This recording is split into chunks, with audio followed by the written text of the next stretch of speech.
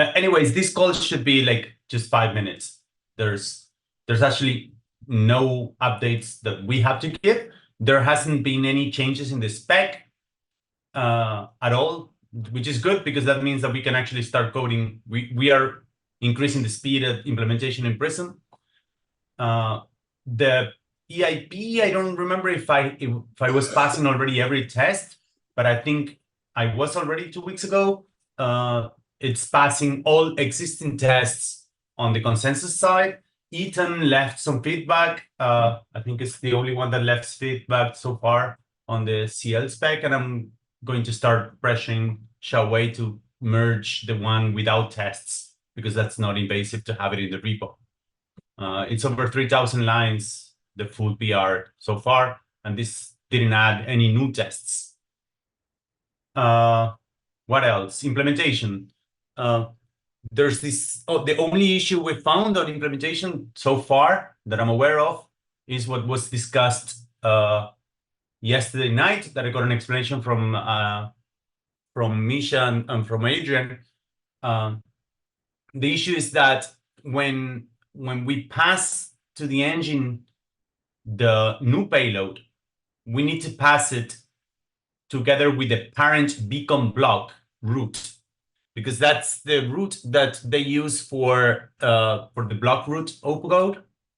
And currently we have that root because we have the block that included the payload, and then we just request from the block the parent root. But on ePBS, we don't have a block. We only have the execution payload envelope. So there's two ways out of this. We could add both the block root and the parent block root to the envelope, or we could just request from for choice, which is what I did in Prism. Ask for choice, hey, I have this root. Can you give me what is the parent root to that root? I assume that this is a very cheap check for every client. So that's why I went with that, because that doesn't require any spec changes. But if this is not immediately cheap for everyone, then I'm happy to change that. That's all from me. I don't have anything. So I'm open to any comments, Enrico's updates from TechCool and so forth. Yeah. You just mentioned. Go ahead. Sorry. No, I just mentioned that we are actually organizing to really start working on it, which is good. We have since I'm going off, I put on the desk Stefan as well, and so we can start working together. Anyway, there will be everyone will be off next week, so next week will be anyway nothing to work on, and maybe the week after there will be actual work starting on Tego.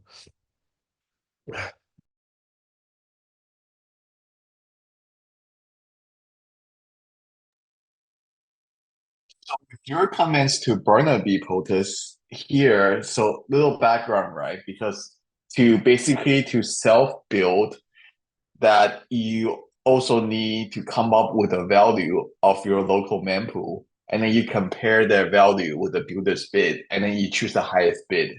And this is easy with block auction today, basically, because it's just in time, right? And then you basically commit to the contents of the block at that very second.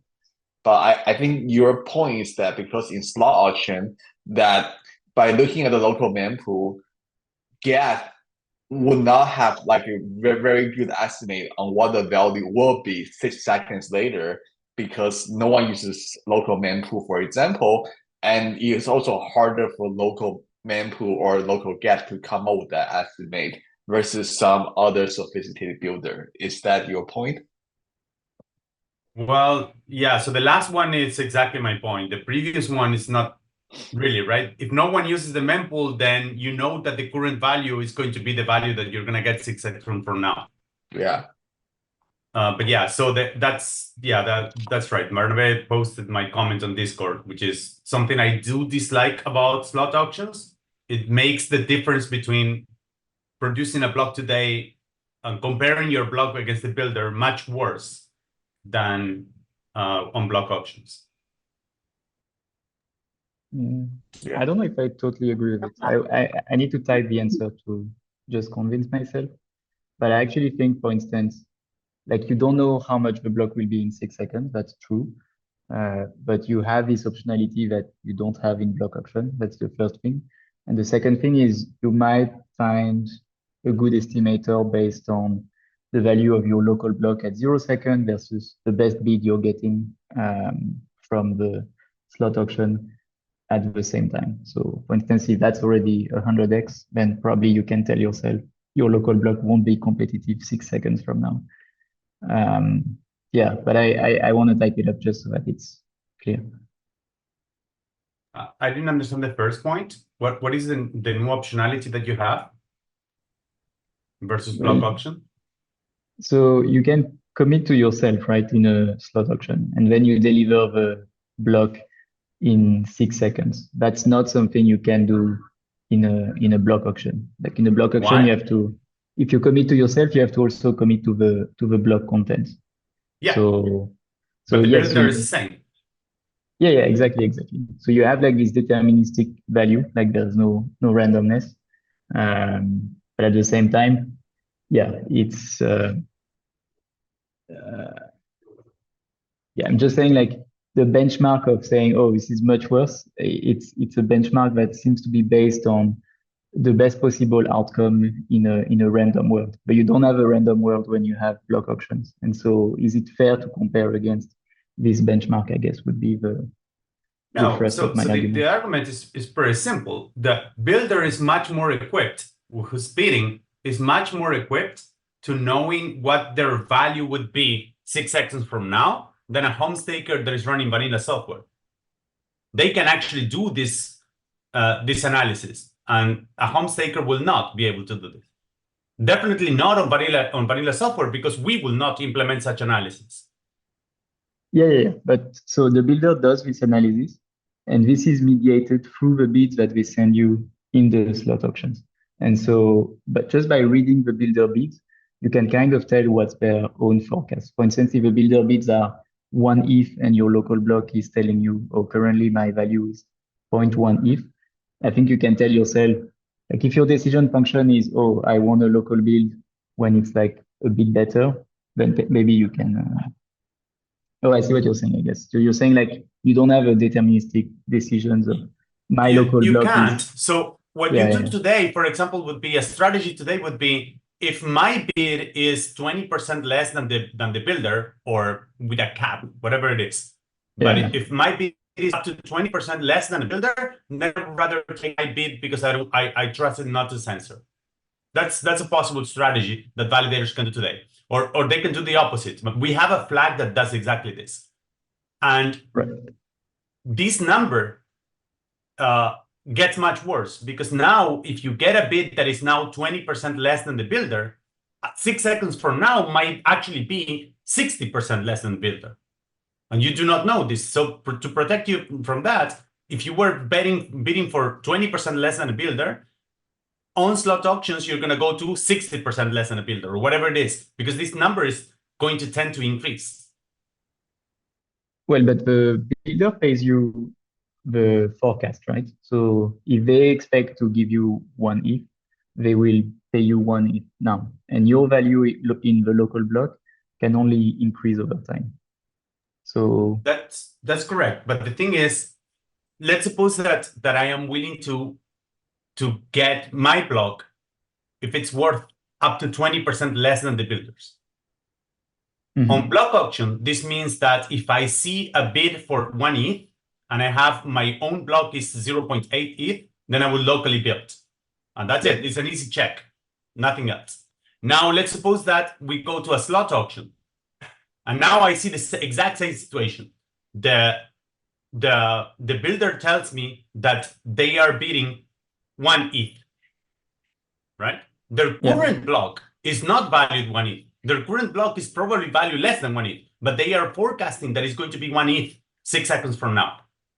No? Their current block is, let's say, 0.8 ETH currently now.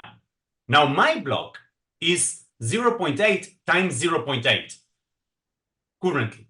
So if we were in a block auction, I would accept my block.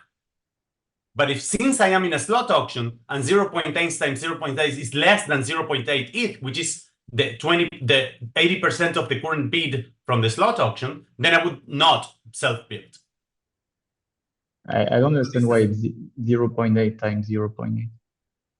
Well, because if we were making a comparison, I have today a block, which is right now, at the beginning of the slot, I have a block that is 80% of the builder's block, right now. So both blocks are, the builder's block is 0.8 ETH, and my block is 0.8 of that. Right. So it's 20% less. If we were doing a block auction right now, I would take my block because it's 20% less than the builder's. But now we're doing a slot auction, and the builder is not bidding 0.8, which is its current value. The builder is building 1 ETH because he expects to get that 0.2 extra in the next 6 seconds. And my node is telling me you don't have 0.8. My node is telling me you currently have 0.8 of that. So then I reject my current block and I give it to the builder. But so when you commit to the builder's bid of 1 ETH, you secure 1 ETH, like, regardless of what the value of the block is after 6 seconds. You compare that to the value of your block, which, okay, let's say at t equals 0 is 0.8 times 0.8. That value can only increase over the next 6 seconds, right? Because you just add more transactions. So, so that estimation that you get at t equals 0 should be, like, let's say if your model of the world is you're always like 20% away from the builder, that should hold as well at t equals 6 in expectation. Yeah, but that's my point. That's exactly my point. That now it's true. I have a minimum estimation as to what I'm losing, or a maximum that the minimum estimation is how much is that I'm going to get. Therefore, a maximum estimation of how much I'm losing. But these numbers that we just talked about means that I am now getting my block is not making 80% of the builder's block. I'm not guaranteed of that. And I have no way of knowing how much my block is going to increase up to the 6 seconds. And I am not a sophisticated player, I don't have any meanings to computing this. Right. I mean, you could still have a local decision rule that says if my current value of the local block is 20% off from the builder's forecasted value, then I'll use my local block. And maybe if you want to, embed information. But that means in the example we just talked now, that means that I would only choose my block if my current block right now is the same as the builder's block right now. Right? The builder's block was to 80% of an ETH. And if I put so the builder's bid one ETH, but the builder's block at that moment was 0.8. So with your rule, which is 20% from now, I would only accept my block if my block is already beating the builder's, which is what makes it much worse. Okay. I need to write it down just so that I'm clear. I think you can find a decision rule that's not perfect because there is randomness, so it's never going to be always like perfect forecast. But I think you can find something that's reasonable and not stupid. But I'll write it down just to convince myself first. Is it fair to say whatever value you determine at second 0 becomes up only? So the second 6 will always be higher than second 0. But what about transaction can be canceled? I don't think those exist or something. Does for example, account abstraction make this property harder? I guess the builder could cancel their, the builder, like, let's say if they are actively extracting the SexDex arbitrage and the price moves between t equals 0 and t equals 6, their block value could change negatively. You as a local builder who's just accumulating transaction fees like it can only go up, right? Because let's say at t equals 0 second, you have some set of transactions. If you find a different set that gives you a worse thing, you can always just take the set that you already have Right. at t equals 0 Yeah. seconds. So That's right. yeah, I'm not exactly sure. So is there anyone from the EL here? Because I agree with you that in principle, this only increases, but I'm not sure how the EL decides what's the value that they give you. I suspect that they do this statically by computing the sum of the tips.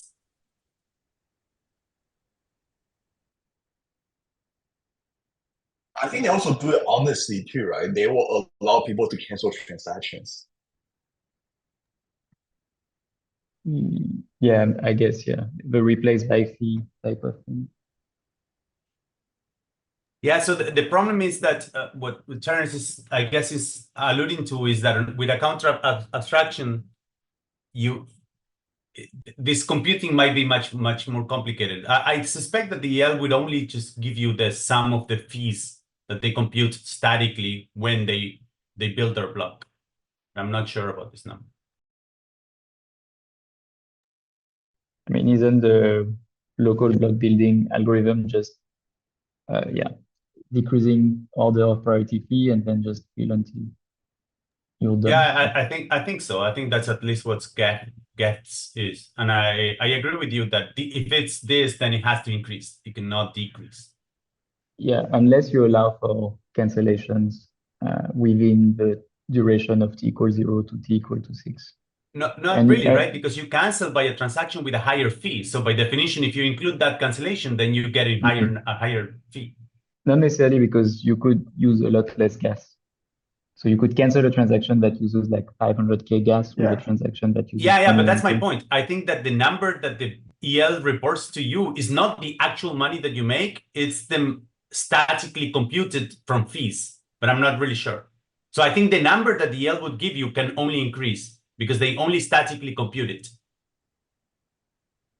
I feel like they should report to you the numbers of a block that's just greedily constructed and then simulated. Otherwise, I think this is good. Do you think they do simulate? Do we have anyone from an EL here to confirm one or the other one? I mean, it would be totally gameable if not. So I can speak on behalf of Ethereum GS. So what is the question?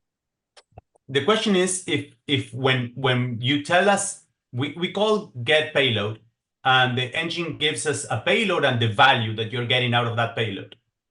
Is the value simulated from the block or is the value statically computed from fees in the transactions that are included? Yeah, so for now, it is in Ethereum GS, it is basically the fees that are statically computed.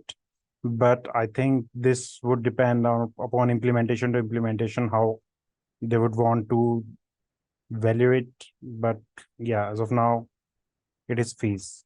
Yeah, and I suspect that actually get is also fees. I suspect that the engine never simulates it, but I'm not sure. But do we want to simulate the benefit to the fee recipient? Yes. No, I don't think any of us would be doing that as of now. Yeah, I suspect that this is. I think the mining algorithm is you just order all transactions that are valid, and because currently before account abstraction, the miner doesn't need to execute the previous transactions to know that the next transactions are still valid. So they know that they can order, they know that they can include them because they have a cap on the gas, and they know that they could simulate them if they want. And I think they only report the sum of the fees, like what you're telling Ethereum JS does. So Yeah, I think this number can only go up. So what would you want to simulate? Well, the thing is that this number is not what you are actually going to get. You might get more than this if there are transactions that consume much more gas. Well, I'm sorry, you might get less than this because what you're getting is the fee times the maximum gas that you put, the gas limit that you put. No, no. So this is so as transactions are executed, so this whatever is credited to the Coinbase, that is the value that is returned. So it should be exact as such in terms of the fees that are credited to the Coinbase. Oh, then I don't understand. So this is then simulated. You're actually executing the transactions, and this is in disagreement with what you said before. So you're actually executing the transactions and we have to exactly computing how much gas this transaction actually consumed.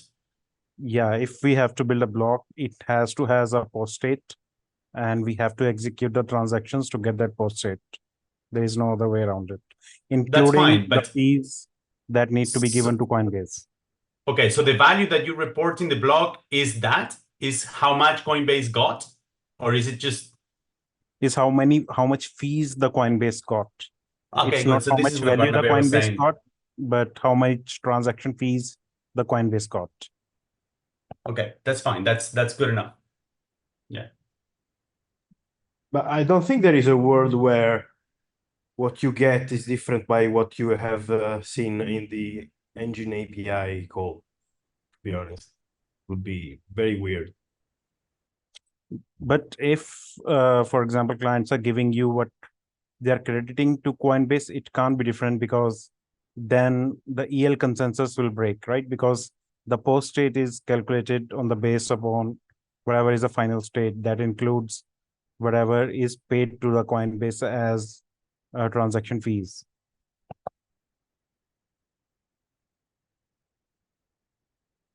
Okay, so then it is whatever is included in is Coinbase getting out of fees. That's good enough. That number can actually decrease.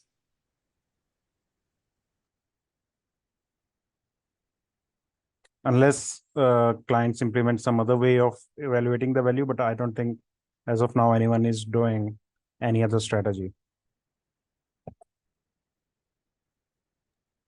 I wrote in the chat a question.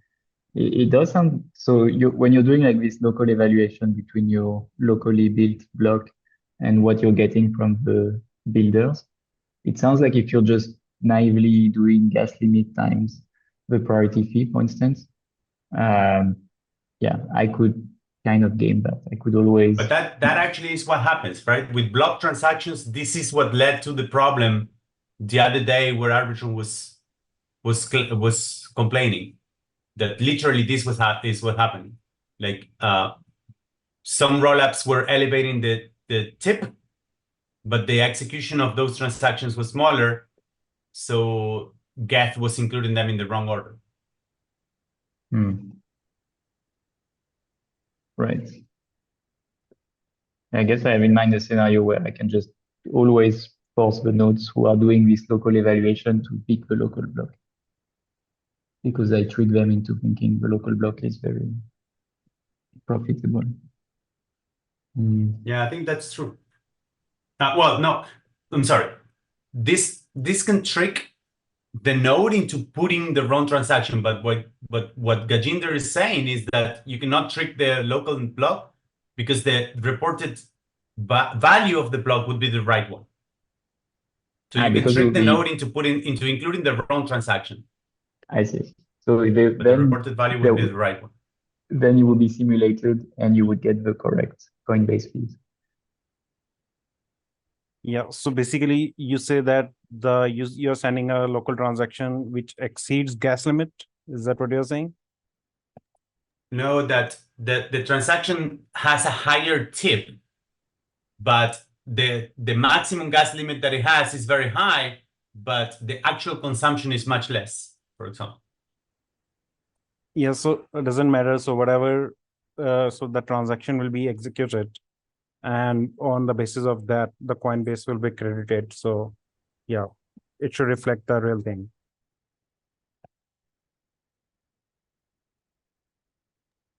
Yeah, I was just wondering if this happens before you do the local evaluation between the builder's bid and your local block. And I'm getting from this that this does happen. I think it should happen.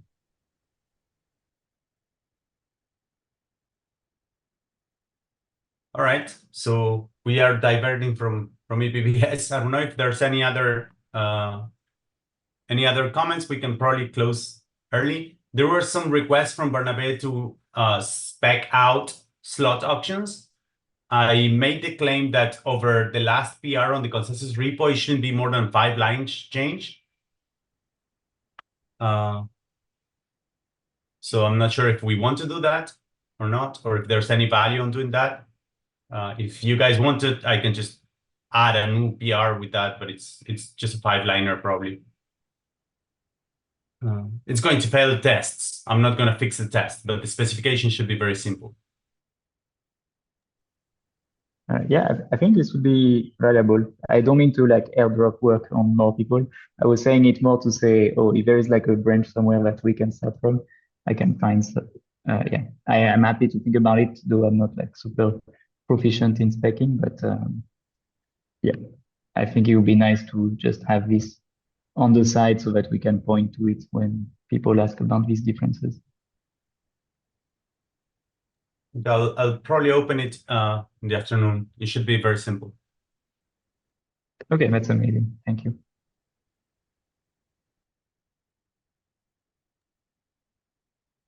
Does anyone have a question or a feeling about implementation? We can probably close this early. I just have an update on Lotsa that we have started working on this. Ah, nice. There's a question on the chat. Big compliment. I didn't understand the question.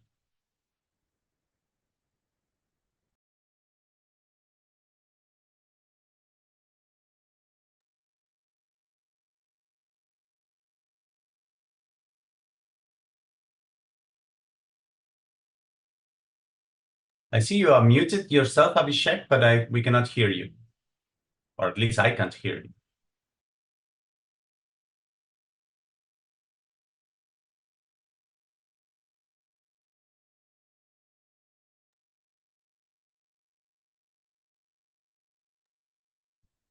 I think Abhishek might be trying to speak, but we cannot hear you.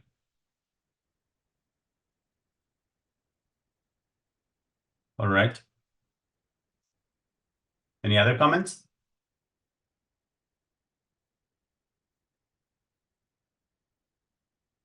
All right, guys. I'll see you in 2 weeks. Hopefully, we're going to be much more advanced, at least on our side. See you guys. Bye.